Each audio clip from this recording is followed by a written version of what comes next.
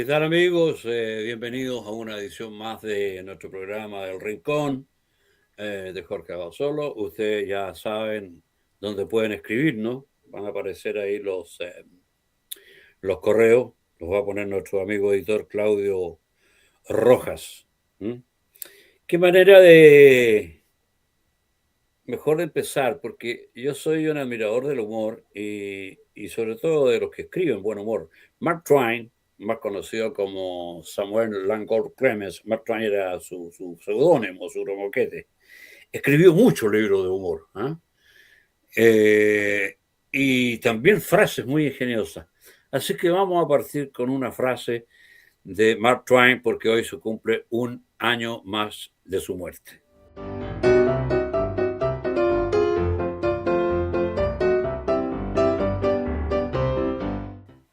Gran frase, Mark Twain. Les recomiendo que lo lean. No ha pasado a moda.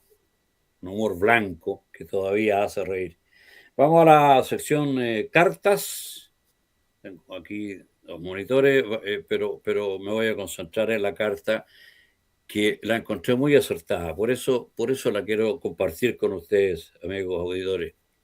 Señor director, dice, bueno, nos felicita por el programa, pero vamos a la médula de la carta.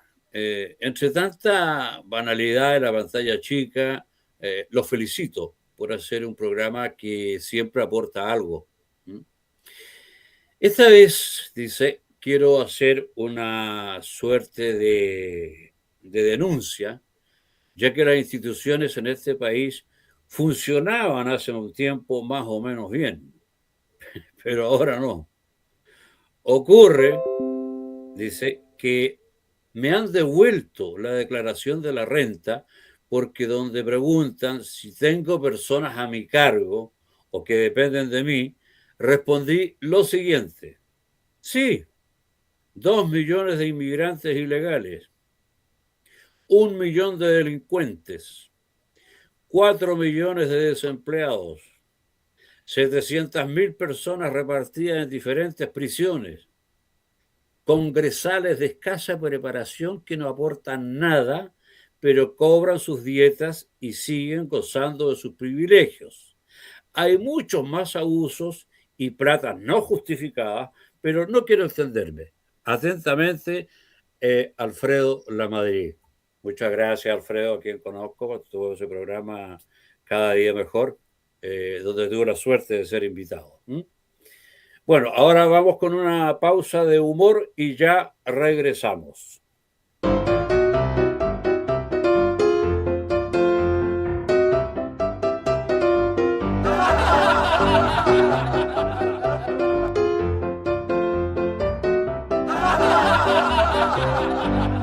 A propósito de la carta de Alfredo Lamadrid, yo creo que en todas partes cometen chambonada los gobernantes. Claro que en el gobierno que se nos fue se les pasó la mano. Yo creo que tienen un récord, el récord de chambonada. Pero a mí que me gusta la historia, fui a la historia para recurrir a mi biblioteca, lo que quedó de mi biblioteca, para compartir con ustedes algunas cosas muy, muy simpáticas. Fíjense que, fíjense ustedes que el zar Nicolás II, zar ruso, por supuesto, que murió el año 1918, consideró la idea de levantar una cerca electrificada que bordeara todo el perímetro de las inmensas fronteras rusas. Pero eso no fue todo. También consideró la posibilidad de tender un puente sobre el estrecho de Bering, una locura en la época. Y sin embargo se ha hecho escarnio público acá de la forma en que quieren cerrar la frontera del presidente Kass. No estoy defendiéndolo porque en los aprontes de su gobierno hay cosas que no me gustan. Bueno, hay otro caso. Felipe II condenó a muerte por medio de un solo decreto a todos los corruptos que habitaban en Holanda. Yo me pregunto si se hubiese aplicado esto en el gobierno anterior, ¿quién habría quedado la moneda? El perro. un gato, o los carabineros que están a cargo de, de cuidar la moneda. Bueno, vamos a hacer una pequeña pausa comercial y volvemos con nuestro entrevistado de hoy, que es el exdiputado, ex senador y ex vicepresidente del Senado, Carlos Cantero.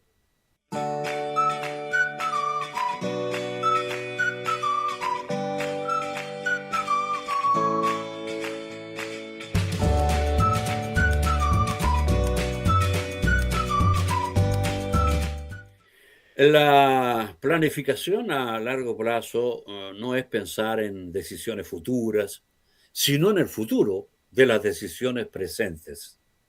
Y en Constructora Héctor Vega Zúñiga, este enunciado, porque es un enunciado, lo tenemos muy claro. Es uno de los factores que avalan la seriedad de Constructora Héctor Vega Zúñiga. Dentro de los muchos servicios que ofrecemos, destaca la construcción y reparación de edificios a cargo de profesionales de dilatada experiencia. Válgase de nuestros servicios y yo aprovecho de enviarle un gran saludo a mi amigo Héctor Vega, que está en este momento en Buenos Aires. Qué agradable, es una grata conversación y en compañía de un buen café. El café incita a conversar. Por eso nos atrevemos a recomendar a Gandum Café o Café Gandum de trigo molido y con higos, de los hermanos Abásolo. Los pedidos y ventas ustedes los pueden hacer al móvil o celular 990-937-383 Talca.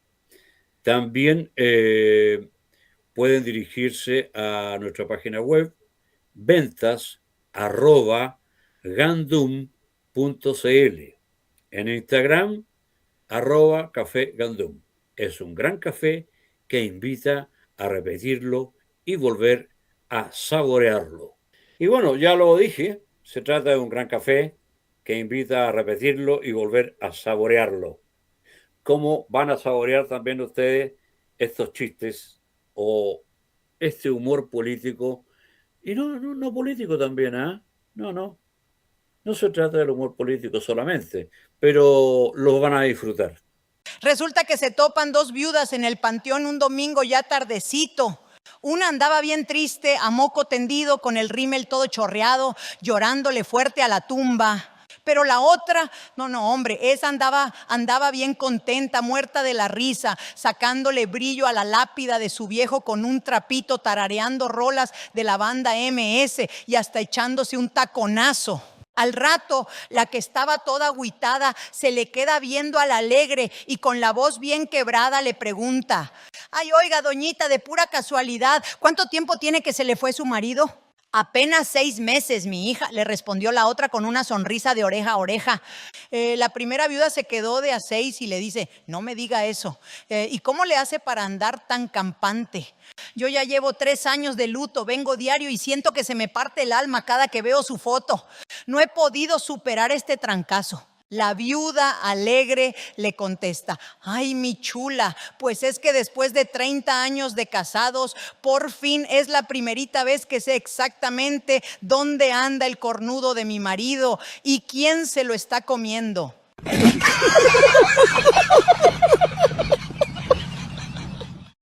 Después de meter todo el equipaje del Papa en la limusina, el chofer se da cuenta de que el Papa aún está parado en el borde de la acera. Disculpe, su santidad, ¿podría por favor tomar asiento para poder partir? Verás, hijo, la verdad es que nunca me dejaron conducir en el Vaticano cuando fui cardenal. Y realmente me gustaría hacerlo hoy. Lo siento, su santidad, pero no le puedo dejar conducir, perdería mi trabajo. ¿Y si pasara algo? Dice el Papa con una sonrisa. Nadie va a saberlo, hijo. Además, podría haber algo extra para ti. Resignado, el chofer se sienta atrás y el Papa se pone al volante. El chofer se arrepiente rápidamente cuando, nada más salir del aeropuerto, el Papa pisa a fondo y acelera la limusina a 180 kilómetros por hora.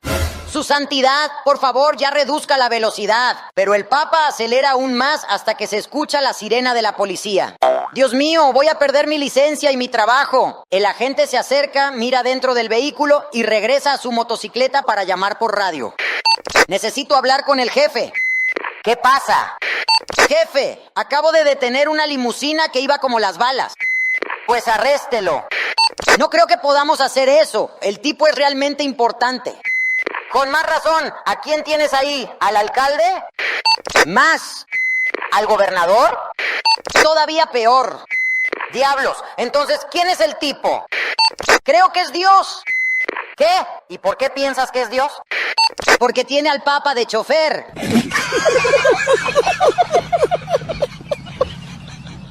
Un político llega a un pueblo en el campo y la gente se acerca y le dice: señor, tenemos dos grandes problemas aquí. ¿Cuál es el primero? No tenemos doctor. El político saca su teléfono celular, camina hablando y regresa y dice: listo, un médico llega mañana. ¿Cuál es el segundo problema? Que no hay red celular aquí.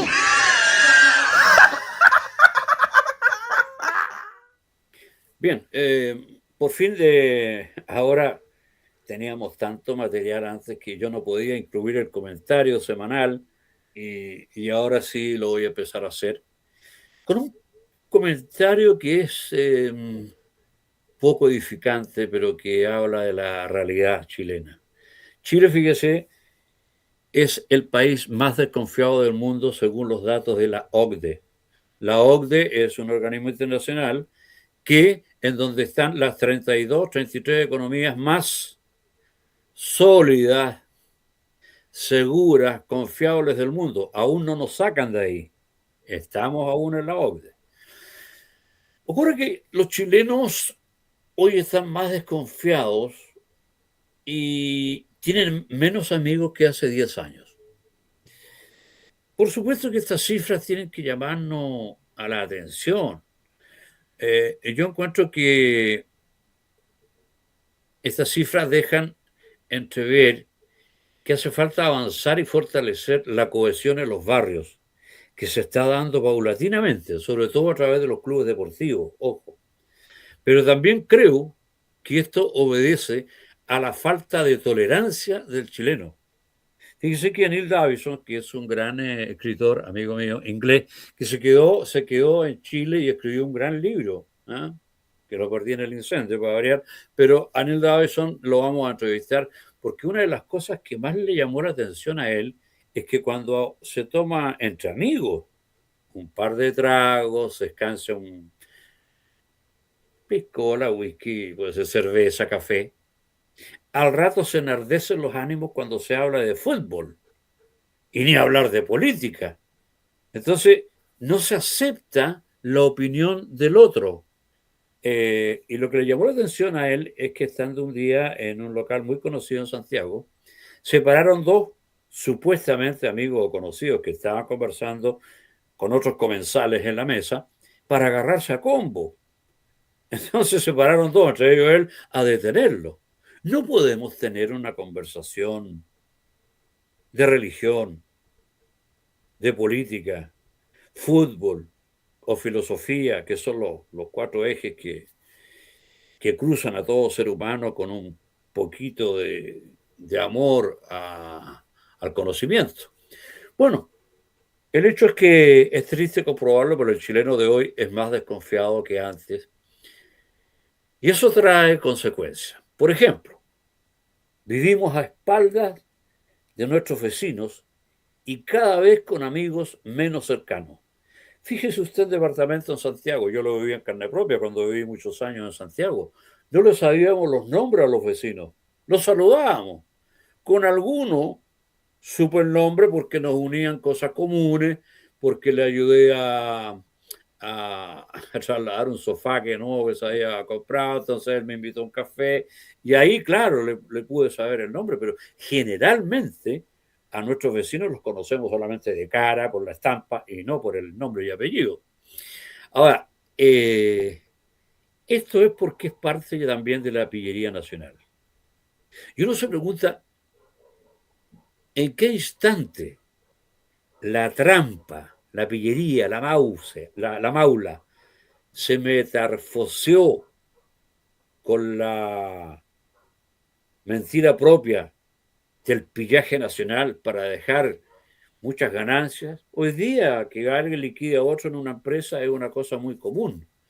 Y nos faltan los que se jactan porque dicen que ellos son más pillos que el resto. Yo creo que la pillería nacional es un defecto que ha derivado en virtud por algunos, los más frescos. Seamos claros, la sobriedad de nuestros gobernantes y el vigor de nuestras instituciones está en tela de juicio, horadada y en estado comatoso. Yo diría que está en la UTI.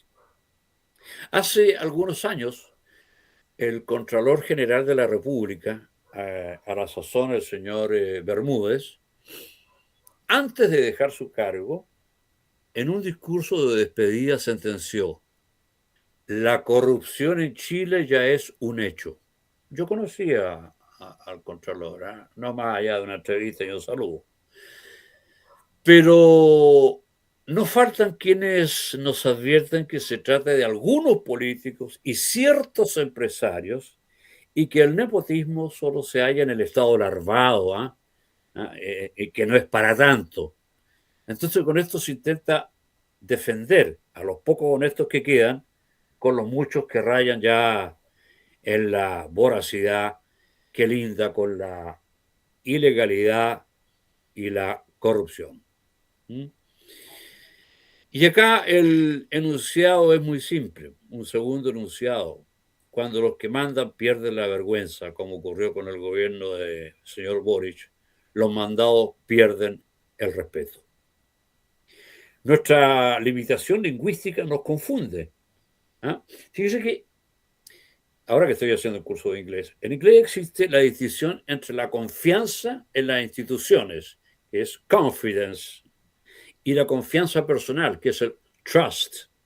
Y yo creo que en Chile ambas están cayendo en picada hace bastante rato ante la mirada atónita del ciudadano común y corriente que hoy día no tiene referentes. Entonces, ¿dónde me apoyo? Antes me apoyaba en las instituciones, llámese iglesia, pero hoy día no tenemos referentes impolutos en que apoyarnos. Entonces, cada cual tiene que convertirse en el mejor ciudadano y ser cada día, como yo digo, la mejor versión de sí mismo. Eso quería comentarles yo en este comentario que esperamos hacer semana a semana. Sí, estaba revisando aquí el libro de nuestro próximo entrevistado. A ver qué dice. Se llama Carlos Cantero, geógrafo, doctor en sociología en la Universidad Católica del Norte en Chile. Tiene una trayectoria política intensa. Fue alcalde en 3 periodos en diversas comunas, diputado en 2 periodos, senador durante 2 periodos y vicepresidente del Senado de Chile. Fue miembro de la Comisión Asesora Presidencial del Gobierno de Chile para la descentralización y regionalización y actuó como consultor educacional en la Corporación Municipal de Desarrollo Social de Antofagasta. Y continúa. Este es uno de sus libros, lo recomiendo. Sociedad Digital, lo que viene. Y vamos a hablar de eso también, porque ahora vamos a hacer la presentación no oficial de Carlos Cantero Ojeda, gran amigo. Y bien, amigos televidentes, como lo habíamos dicho, en la segunda parte tenemos siempre el entrevistado, que hoy es un entrevistado de lujo, un amigo, un hombre que fue, creo que alcalde en 3 comunas, diputado, senador, vicepresidente de la Cámara Alta. Aquí tengo un libro que lo va a mostrar mejor seguramente nuestro amigo Claudio Rojas. Este fue el único libro que se me salvó del incendio. Me refiero a Carlos Cantero, por supuesto, con él estaba una dedicatoria muy linda, y los otros se me quemaron. ¿Qué podemos decir de Carlos? Geógrafo, nació en Punta Arenas y representó en el Congreso al Norte, mire. Máster de doctor en sociología de la Universidad de Granada y la UNED España.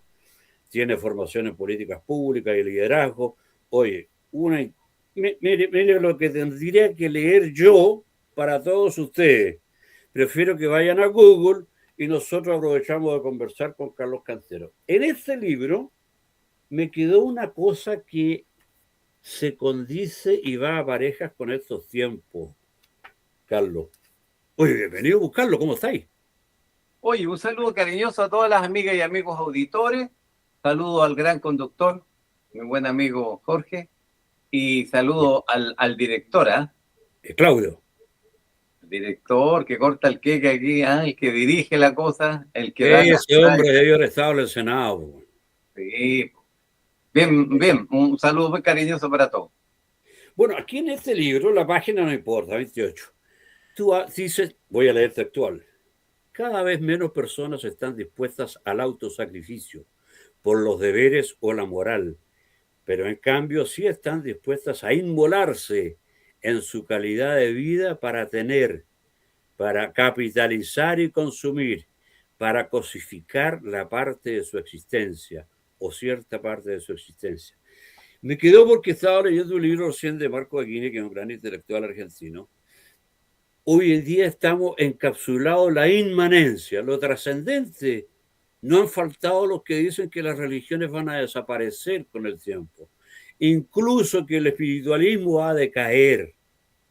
Y eso es una expresión de la decadencia que estamos viviendo, decir eso o no. Bueno, en realidad es que el espiritualismo o la espiritualidad, más precisamente, va a debilitarse. ¿Qué más se puede debilitar? Pues si mira cómo están las corrientes espirituales, mira cómo está la iglesia, mira cómo está la expresión del mundo laico.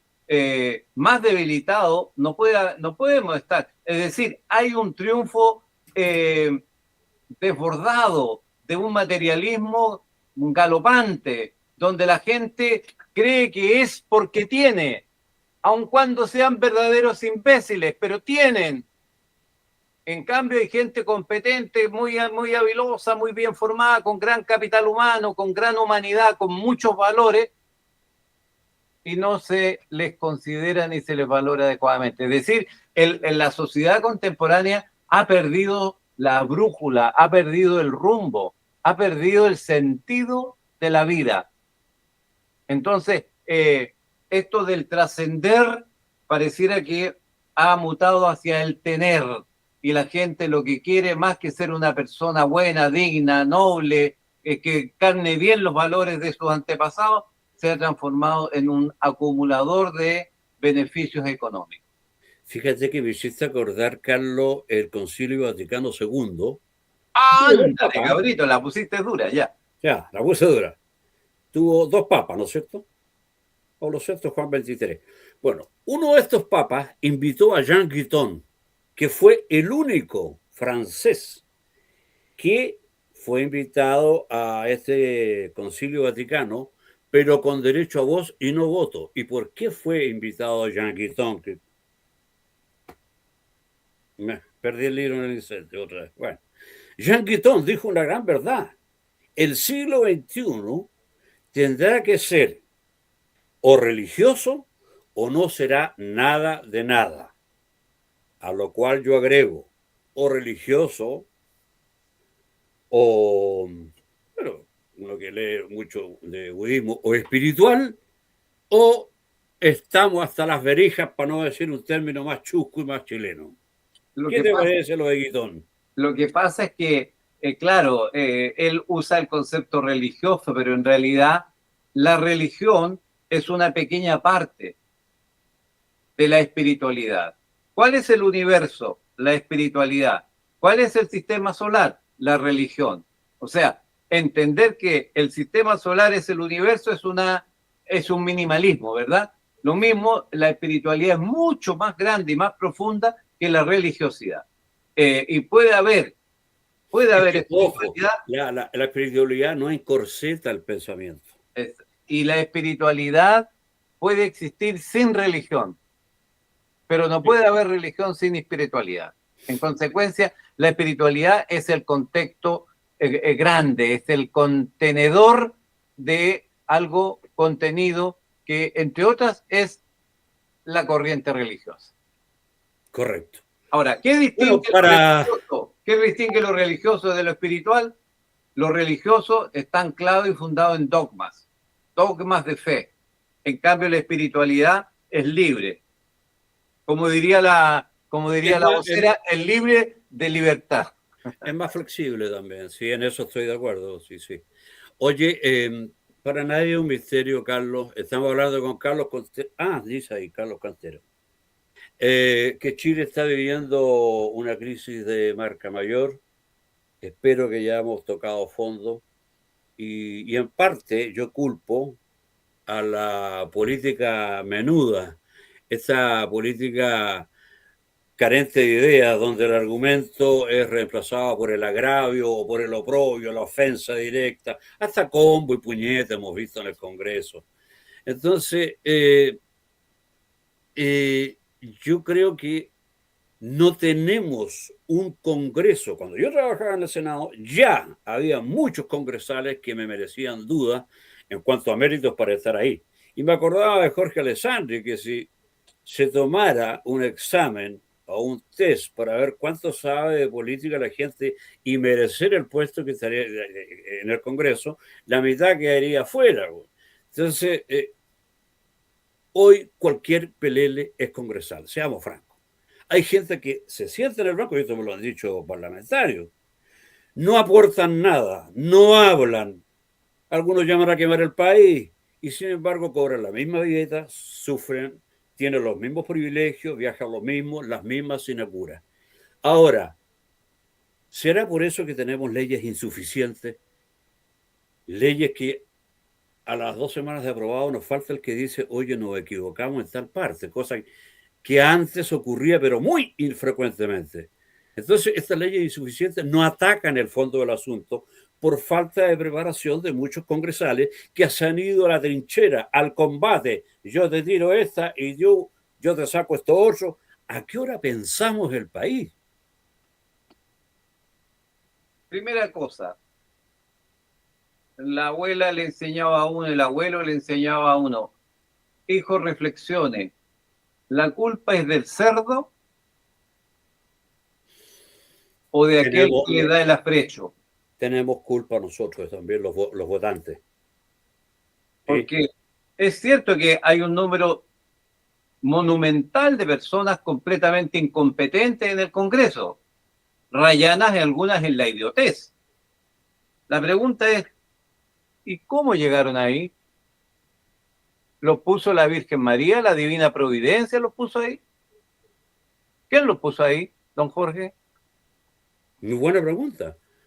Por eso yo he sido partidario de que el voto vuelva a los 21 años y ser alfabeto. Pero con la reforma de 1967 de Frei Montalva se dio el voto a los jóvenes de 18 años que no saben dónde están parados y algunos adultos también tampoco, no lo saben. Entonces tenemos un voto que es muy volátil y que es fácil de capturar por la fantasía y por la quimera. Por eso salió Boris. Ahora, ¿por qué te digo esto? Porque mira tú la zafacoca que se armó por este almuerzo que dio Kast en este banquete de la moneda, que se comprobó después que lo había pagado él. Entonces, el único representante que me merece todavía algo de respeto que está en el Frente Amplio fue Francisco Vidal. Oye, ¿qué hablan de eso? Hay cosas mucho más importantes en el país. Si todos los presidentes han tenido almuerzo con su gente, y no importaría que lo pagara la moneda, debiera ser parte de la caja chica, porque es parte de un acto republicano. Y mira tú, hay un diputado que recurre a la Contraloría. ¿No te parece ridículo? Bueno, lo que pasa es que usted lo ha dicho, Jorge, en el último punto de su comentario. Usted ha dicho, mencionó a Alessandri y ahora menciona el concepto republicano. Lo que pasa es que una cosa es la vocación republicana de un país y otra cosa es lo que estamos viendo. O sea, lo que estamos viendo es farándula. Lo que estamos viendo es la esencia de la cultura pop. El reality show, la banalidad en el Congreso. No sé, usted está preguntando, ¿y por qué salen malas las leyes? Bueno, porque tenemos faranduleros y no republicanos, pues. Tenemos gente absolutamente preparada para el show, pero mal preparada para hacer leyes. Pero el problema es que esa gente no llega ahí por obra y gracia del Espíritu Santo. El problema está en que la vocación republicana del país está debilitada porque hay una pésima educación, cada vez peor, y en consecuencia cada vez la gente está más mal preparada y se deja llevar y se deja encantar por las sirenas, por los cantos de sirena. Entonces, claro, y usted ve que a los dos, tres, la última experiencia que hemos tenido, las últimas dos experiencias, a mí me llama la atención. O sea, Boric al mes, a los 2 meses ya tenía un grado de rechazo tremendo, pero ahora está pasando lo mismo, pues. Mira, yo no es por defender a este gobierno, hay algunas tratativas, algunos balbuceos en estos 2 primeros meses que no me han gustado para nada, pero si hiciéramos el análisis de estos 2 meses comparativos con lo de Boris, está ganando este gobierno. Ahora, no basta eso para salir del país. A mí lo que me preocupa, Carlos, es que esta es la última oportunidad que tenemos para salir adelante. Yo creo que después de esto no hay otra. Y si la señora Janet Jara, que se presentó a presidenta, muchas veces dijo en televisión, ¿cómo se va a solucionar este problema? Le preguntaba a periodista. Bueno, con amor, pues, con amor. No, si no estábamos en una teleserie. Y ahora ha dicho que va a apoyar todas las marchas callejeras. ¿En qué quedamos? Lenguaje, el típico Gary Gay o el típico lenguaje que usan los comunistas. Voy a lo siguiente. ¿Por qué te digo esto? Porque a 2 diputados les he preguntado si se han preocupado de que el mundo ha cambiado tanto que mientras el año 1960, que no estaba tan atrás de la historia, las materias primas constituyen el 30% del Producto Bruto Mundial y en la década del 2000 empezaron a representar solamente el 4% del mismo. ¿Qué se puede inferir de ello? 2 me dijeron que no tenían idea de eso. Si no tienen idea de eso, ¿cómo van a legislar al respecto? Nos serviría ahí Japón, que tiene tan pocos recursos, tan poco commodity, y mira dónde está. Me llegó ahora hace poco una revista, las reformas que han hecho en Japón, que no son caras, es solamente aplicar disciplina. Y como me reconoció Carolina Toá, Frente Amplio no quiere nada con orden, ni con jerarquía, ni con disciplina, porque de eso se nutren para capturar incautos. Sí, pero tampoco se dicen las cosas por ejemplo, pregunta, estamos en un plan de reconstrucción, el gobierno quiere sacar adelante un plan de reconstrucción. La pregunta que se hace cualquier hija de vecina o hijo de vecino es, ¿cuándo se reconstruye? Cuando hay un mínimo de dinero. Mira, ¿cómo puede ser? Se reconstruye cuando algo está destruido, pues. El tema es que hay que explicar que está destruido, pues. Pero aquí nadie ha explicado que la economía ha quedado en el suelo, que el país ha quedado endeudado, que el país tiene una serie de lastres que lo arrastran por mala gestión del último gobierno y guardan silencio, pues, no explican las cosas. Era lo que yo esperaba, una pequeña cadena nacional del presidente y del ministro de Hacienda para decir, estas son las condiciones que recibimos el país. Claro que obvio que eso es lo mínimo que se puede hacer, pues. Y no se hace, pues. Claro. Y después, pues, como si eso fuera poco, tenemos vocerías que son extrañas, pues. ¿O no? ¿Usted es comunicador, acaso no? ¿Tenemos una vocería que deja mucho que desear? Por supuesto, y hay canales que están vendidos y periodistas que están vendidos también. Bueno, obviamente hay de todos los viñedos del señor, pero lo concreto es que, para ir a la esencia de la cuestión, lo concreto es que el país está viviendo momentos críticos, está viviendo una emergencia y las autoridades, tanto de gobierno como de oposición, no logran encontrar el tono para articular, armonizar, para salir adelante. Y la ciudadanía tampoco hace mucho, porque en realidad este país quedó enfermo después del 73, es lleno de odio, lleno de afanes no sé si de venganza, pero revanchista, sí hay mucho revanchismo. de cobrar de cuenta, claro, un revanchismo tan evidente, y entonces avanzamos en cómo obstaculizo al que viene. Y déjeme decírselo con claridad, la izquierda parece que ser campeones mundiales para andar obstaculizando, porque en realidad lo único que quieren es hacer problemas. Pero si mira, hablando con Óscar Guillermo Garretón, que lo vamos a tener en este programa, él que fue subsecretario de Economía de la Unidad Popular, un hombre de izquierda, Mapu, reconoció, dijo que nunca había visto una oposición tan obstructiva como la que tuvo el segundo gobierno de Piñera, que estaba atado de pie y mano. Entonces, así, con ese grado de tolerancia, no va a poder prosperar el país. Otra cosa, pero voy a otra cosa que tú que fuiste como senador, diputado y vicepresidente del Senado, hay una cosa que no me explico. Porque esto debiera estar reglamentado e instituido por ley. Estatuido por ley.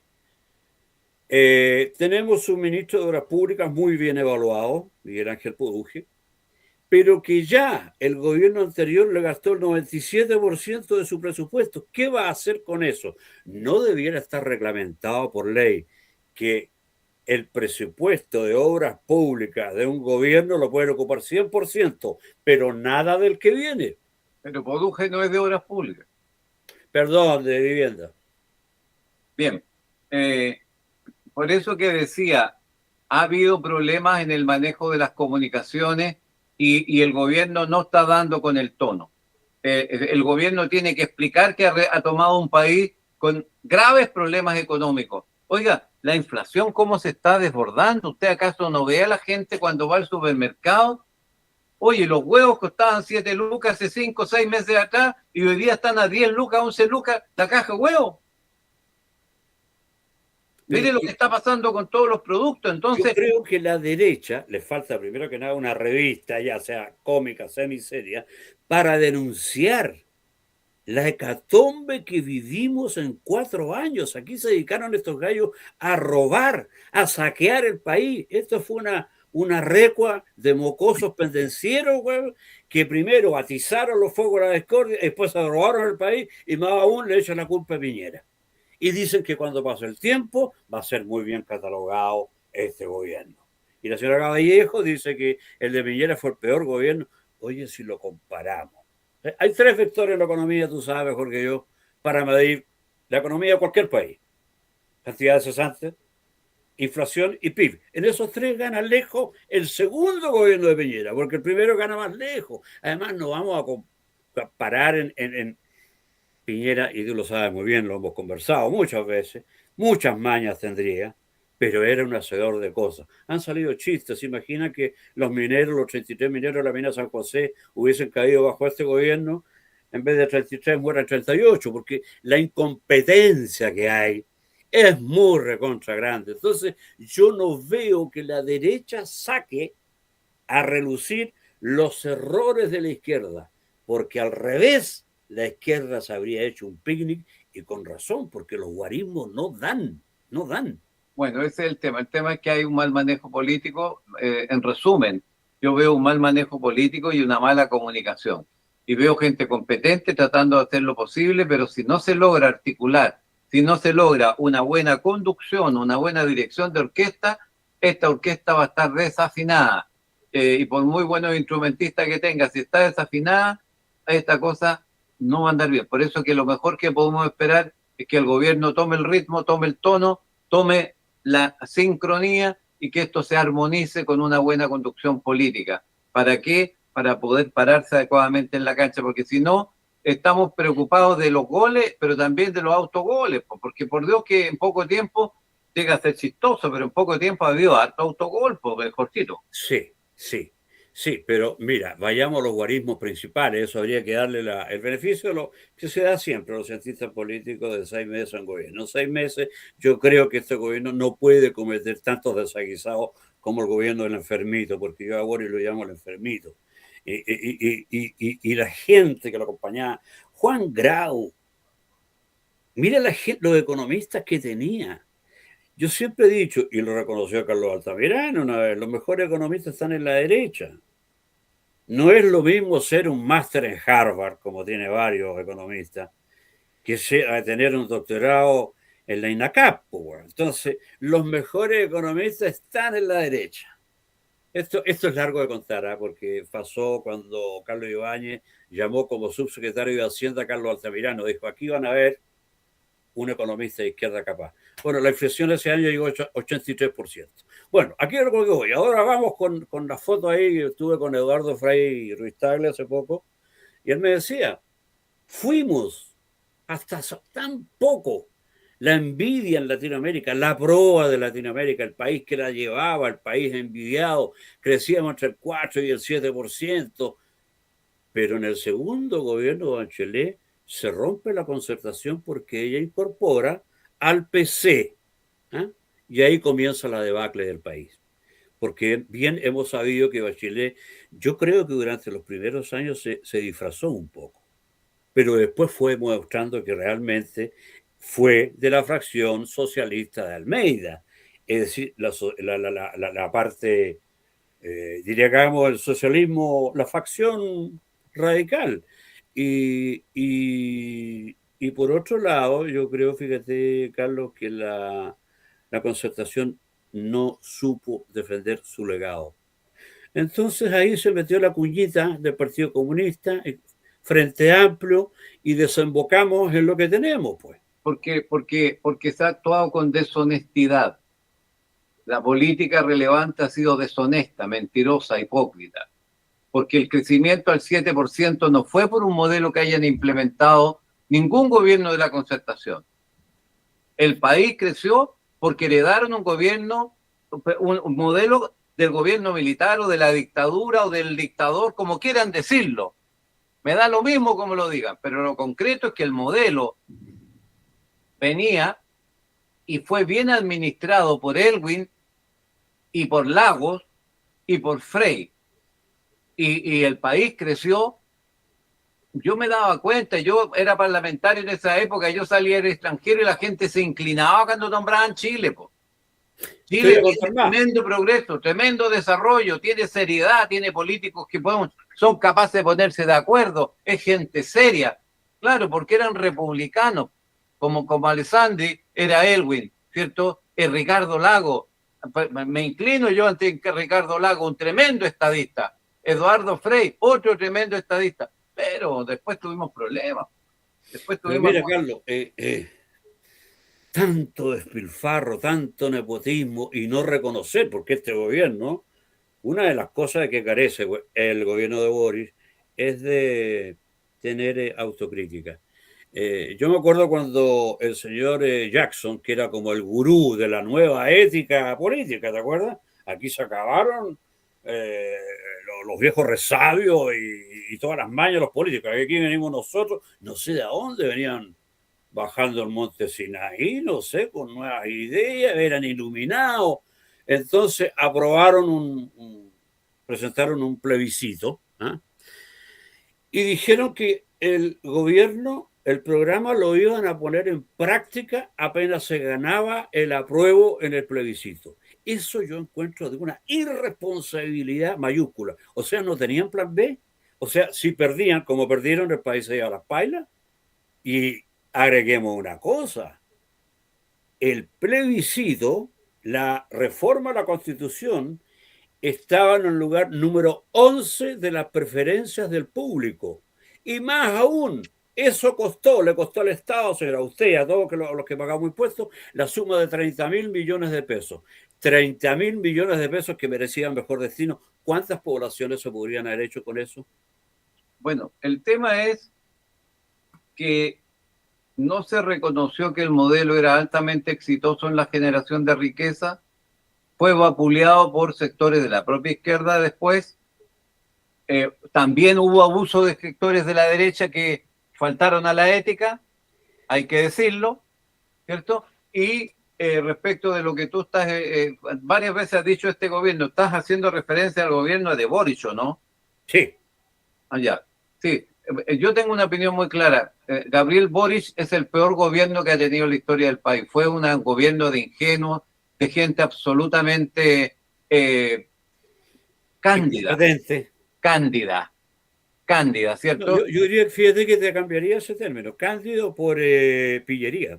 Lo Aquí que pasa es que se yo creo trató que ellos de llegaron, ¿cierto? Como prístinas virgen puras, y después se dieron cuenta que como gato de campo, empezaron a mirar para la carnicería y se les abrió el apetito. Entonces al final venían predicando la ética, la pureza, la probidad, y terminaron como gato de campo. Y después además no quieren salir de los cargos, pero por eso Por digo, ejemplo, ¿por qué una pregunta así como ex congresal? ¿Por qué Carlos?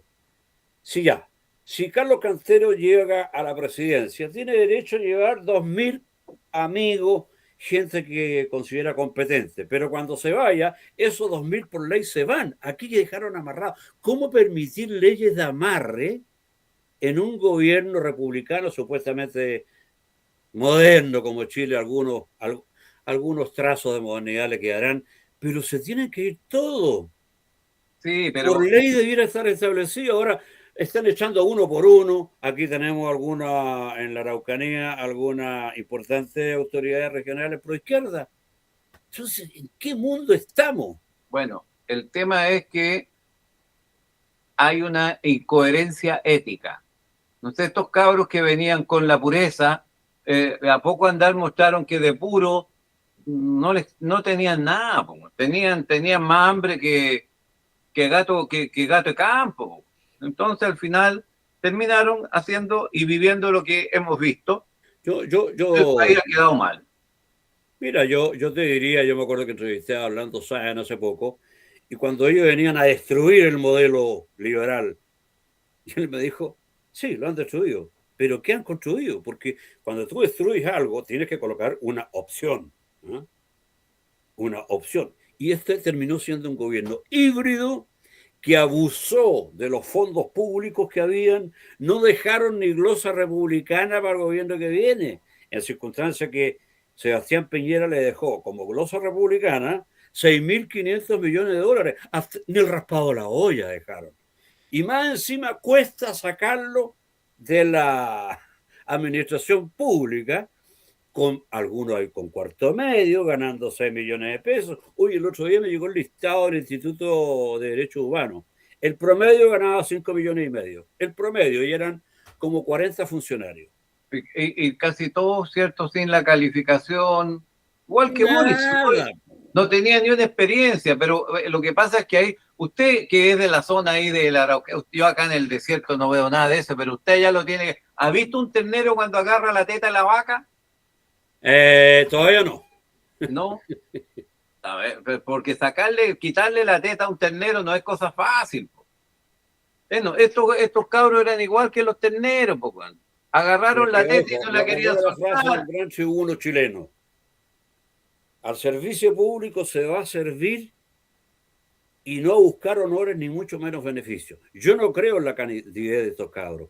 Estos cabros sacaron toda la plata que había dejado ese liberalismo demoníaco, porque la izquierda demostró esta vez, una vez más, que son campeones para distribuir la riqueza que ellos no son capaces de producir. Bueno, eso ya está claro. Y en definitiva sabemos... Me quería preguntar, en tu condición de congresal, ex congresal, ¿quién decide esto de las dietas, Carlos? Porque es vergonzoso que el señor Boric con 40 años se haya jubilado con 17 millones de pesos. ¿Esto se decide en el Congreso? ¿Nadie los paró? ¿Nadie dijo esto es mucho? No, esta ley viene hace un buen rato ya, pues esta ley se dictó cuando un hombre republicano, bien inspirado, honesto, probo, como Patricio Elwin, terminó su periodo ya bastante mayor y no tenía capacidad para generar sus ingresos. Esa es la verdad. Ya. Y el Senado dijo, un expresidente no puede andar pasando pellejería, le vamos a dar su beneficio. Pero claro, yo creo que faltó regularlo mejor, porque yo creo que Pero acuérdate que primero eran 500.000 pesos. Ahora entiendo que son 11 millones, es un Edwin, 11 despropósito. millones Lago, 11. Y este se escapa a 17. ¿Qué de especial tiene? ¿Es un John Kennedy? No, si el mismo, no, si el mismo valor, no, si no, no, eso no tampoco es cierto, Jorge. Lo puedo Todo, averiguar. todos los presidentes, los parlamentarios, ningún. Esa es otra cosa. También ahí hay mucho de mito, Jorge. Por ejemplo, me han llegado unos 5, 7 correos de esos que van circulando. Dice, hay que quitarle la dieta a los ex parlamentarios. No, no. ¿De dónde sacaron que los ex parlamentarios tienen dieta? Bueno, si esta también es una mentira. Esa cuestión pasa en otros países, pero no acá. Llegó de España y resulta que acá gente ignorante, además, gente que no puede ser tan ignorante. Y anda circulando Pero como... ¿no consideras tú que es mucho que el señor Boris gane 17 millones de pesos? O sea, yo creo que una persona... Yo en realidad creo que es un exceso, sin duda. Yo creo que está bien cuando se pidió para Elwin, porque era un hombre ya que estaba jubilado y no tenía los... Muy bien, y fue bueno, es cuestionable, le tocó un gobierno muy difícil hacer la transición, pero nadie da duda de su conocimiento de derecho administrativo, No, que fue y un buen además ya era un profesor. hombre mayor, pues Jorge, ya era un hombre mayor, pero este Pues si cabro, estamos de este cabro acuerdo, no trabajó nunca en su vida y ya está jubilado. Pues. estamos de acuerdo, pero ¿por qué no hay una comisión de probos, como dices tú, o una jerucía, como Pero tenían si los se hizo, griegos, y Jorge, diga, esto es lo que debiera ganar el señor Erwin, 8, 9, 10 millones? Está bien. eso existe, Jorge, eso existe. Y de hecho, acuérdate que se discutió si le querían quitar ese beneficio a Boric, pero finalmente se mantuvo. Yo creo que se mantuvo por intereses creados, como diría Jacinto Benavente. Lo voy a averiguar. Vuelvo a tu libro, Sociedad Digital. Gracias por la dedicatoria. Vamos a tratar algún día de...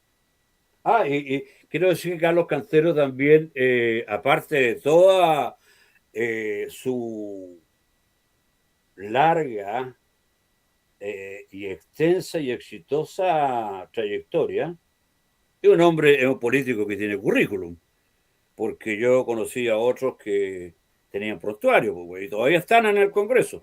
Gracias por el prólogo de este libro. Vamos a hacer una segunda edición a raíz de que Intelectuales, me acuerdo perfectamente, intelectuales. Oiga, una de las cosas que me tiene más contento en este momento, Jorge, es que todo el mundo habla del ex parlamentario. Oiga, yo soy académico permanente. Hoy día soy, bueno, saqué un máster y saqué un doctorado y soy profesor en la Universidad Internacional de La Rioja de España. Hoy día soy profesor o académico en España. Y me tiene muy feliz, muy contento porque me tiene en contacto con la juventud, con las nuevas ideas, pero quizás lo más bonito, a usted que le gusta escribir, que ha estado en los medios, que es un hombre de las comunicaciones, fíjese que en diciembre escribió una columna que se llama La Pascua, religiosa, astronómica y cultural.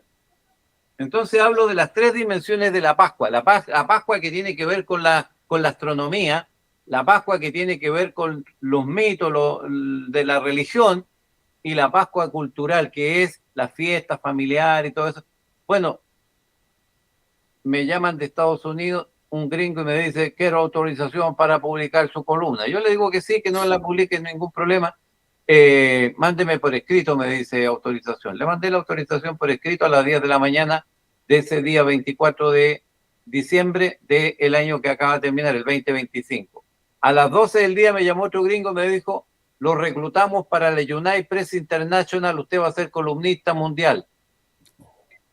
Y hoy día escribo, y si usted, amiga y amigo, se pregunta, ¿qué estará haciendo Carlos Cantero? ¿Dónde está publicando hoy día? Vaya a UPI, United Press International, UPI, y busque el espacio que se llama Voces o Voices en inglés, Voices, y ahí ponga Cantero. Y van a salir todas mis columnas, todo mi pensamiento. Hoy día me publican en una plataforma multilingüe y usted me lee en inglés, en francés, en fin. Bueno, aquí nosotros buscarlo te cedemos gentilmente 7 o 10 minutos de espacio para que tú puedas hacer tus comentarios en nuestro programa, pues. Y para eso somos amigos. Bueno, bueno, lo iremos haciendo en la medida que las cosas vayan dándose y, Oye, y vamos a ir conversando. en este libro, el prólogo de Cantero dice aquí, estamos en presencia de un intelectual que busca encontrar las huellas de lo que serán los derroteros y del futuro presente. Oye, ahí me dejaste a la altura del cielo. Pero quiero decir, porque del nutrido currículum de Carlos Cantero Ojeda no se ha dicho que también es bueno para los combos. Oye, una vez le pegó un bombero, pero ojo, no era un bombero de los que apagan incendios, no, pues eso se lo dejamos a Boris. Acuérdate que Boris se opuso a que aumentara las penas a quien atentara con bomberos, ¿no? Si el hombre tiene prontuario. Oye, le tenéis mal al hombre, ¿eh? Le tenéis mal No tengo pena, weón. al merluce, le tenéis mala, weón. Bueno, ¿y quién no le va a tener mala, weón?